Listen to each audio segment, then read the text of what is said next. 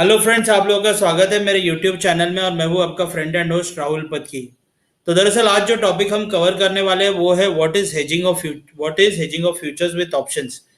यानी फ्यूचर्स को किस तरीके से हेज किया जाता है। सबसे पहले समझने की कोशिश करते हैं व्हाट एग्जैक्टली इज हेजिंग।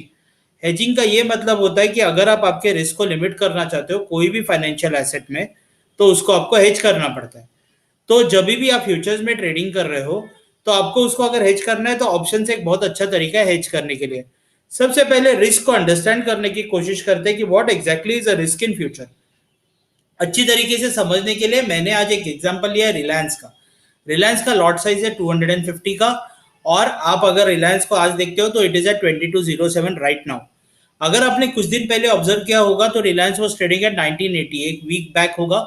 एक हफ्ते पहले, आज 2 जून तारीख है, तो एक हफ्ते पहले से मई 25-26 के आसपास अगर आप देखा होता आपने, तो it would have been somewhere close to 2000। तो 2000 या 1980 के आसपास वो ट्रेड कर रहा था। वहां से उसने मूव किया, इतने बढ़िया मूव दिया यहाँ तक। अब क्या होता है कि कभी कभी दरअसल क्या हो जाता है कि हर हर समय जो पोजीशन हम लेते हैं वो सही आता है, ऐसा कोई जरूरी नहीं है। What if it goes other way around, यानी रिलायंस इंस्टेड ऑफ कमिंग 2000 से 2200, अगर 2000 से 2200 आया तो 250 इंटू लगभग 200, यानी 50,000 रुपए का उनको फायदा हुआ जिनके पास इसका फ्यूचर था। लेकिन अगर इसके एग्जैक्टली उल्टा चला जाता, सपोज 2000 से 2200 ना आते हुए अगर ये 2000 से 1900 या 1800 या 1700 चला जाता due to some adverse news all of a sudden, या रिलायंस नहीं है, ऐसी कोई भी स्क्रिप्ट जो बहुत ज्यादा वोलेटाइल है और बढ़िया सी इंडेक्स की स्क्रिप्ट नहीं है, अगर ऐसी कोई स्क्रिप्ट आप हो और अगर वो बुरी तरह से गिर जाए, अचानक उसके अंदर 20-30% का फॉल आ जाए, तो ऐसे टाइम पे क्या हो जाता है कि जो लॉस है वो बहुत बड़ा हो सकता है। इसे रिस्क कहते हैं इन फ्यूचर्स, क्योंकि फ्यूचर्स की लॉट साइज बड़ी होती है। अगर आप देखो तो कोई कोई स्क्रिप्ट है जिसकी लॉट साइज 36,000 है, कोई कोई स्क्रिप्ट है जिसकी लॉट साइज है 16,000।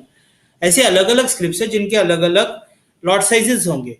तो अगर लॉट साइजेस के हिसाब से अगर आप देखो तो रिस्क काफी बड़ी हो सकती है अगर पोजीशन में बहुत बड़ा फॉल आ जाए। अगर 20% का फॉल आ जाए, 30% का फॉल आ जाए, तो इसको हेज करने के लिए किस तरीके से हेज किया जाता है वो मैं आज आपको बताने की कोशिश करता हूँ। तो दरअसल क्या है, अगर रिलायंस का 2200 का 2207 अब भी चल रहा है फ्यूचर के अंदर, और अगर किसी ने 1980 या 2000 से लेकर उसके अंदर लगभग 50,000 रुपीज का प्रॉफिट कमा लिया है, लेकिन नाउ ही और शी इज डाउटफुल कि वेदर ये यहां से बढ़ेगा या नहीं बढ़ेगा।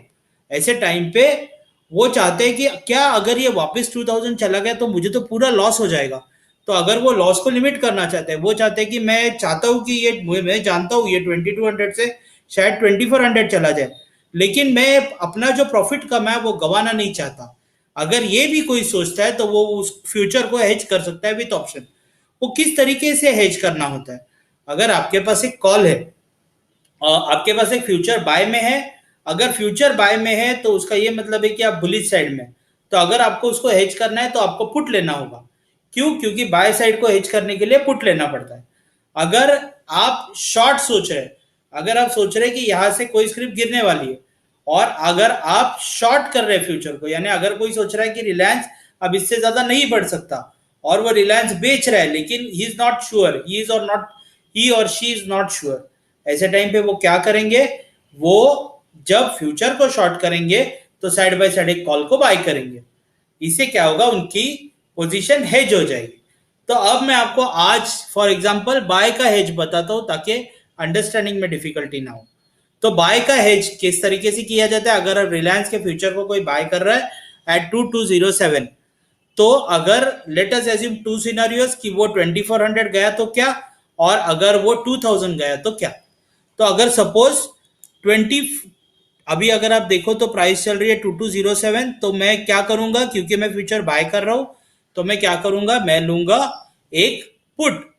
तो अभी पुट का क्या वैल्यू चल रहा है 2200 का, अगर मैं पुट लेना चाहूँ, क्योंकि 2207 यानी मैं थोड़ा सा, या फिर अगर मैं 2220 का पुट मिला तो 2220 का पुट लेना चाहूंगा, या 2200 का। अगर मैं 2220 का पुट लेता हूँ तो वो 69 रुपीज का मुझे अभी मिल रहा है।